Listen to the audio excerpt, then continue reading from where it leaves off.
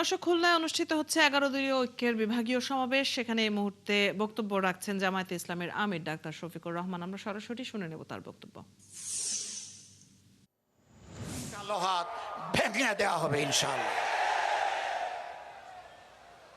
প্রিয় খুলনাবাসী, মনে হচ্ছে আরেকটি অনিবার্য বিপ্লবের জন্য প্রস্তুতি নিতে হবে।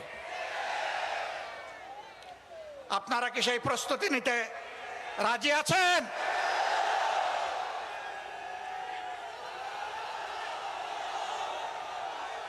সম্মানিত বন্ধুগণ, এই বিপ্লব কোনো দলকে ক্ষমতায় বসানোর জন্য নয়, কোনো গোষ্ঠী এবং পরিবারকে তুষামোদ করার জন্য নয়, কোনো আধিপত্যবাদের কাছে মাথা নত করার জন্য নয়, বরঞ্চ দুনিয়ার বুকে স্বাধীন সার্বভৌম রাষ্ট্র হিসাবে সম্মান, ইজ্জত, শক্তি, সাহস নিয়ে মাথা তুলে দাঁড়ানোর জন্য হবে আগামীর বিপ্লব ইনশাআল্লাহ তাআলা লাজিম।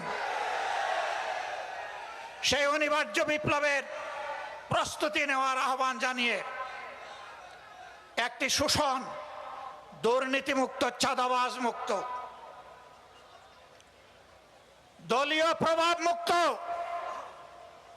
একটি মানবিক বাংলাদেশ গড়ার জন্য আমি যুব সমাজের প্রতি আরেকবার প্রাণ খুলে আহ্বান জানাচ্ছি।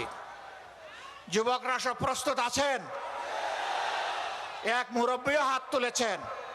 আমার ধারণা ওনার বয়স হবে 75 বছরের কাছাকাছি।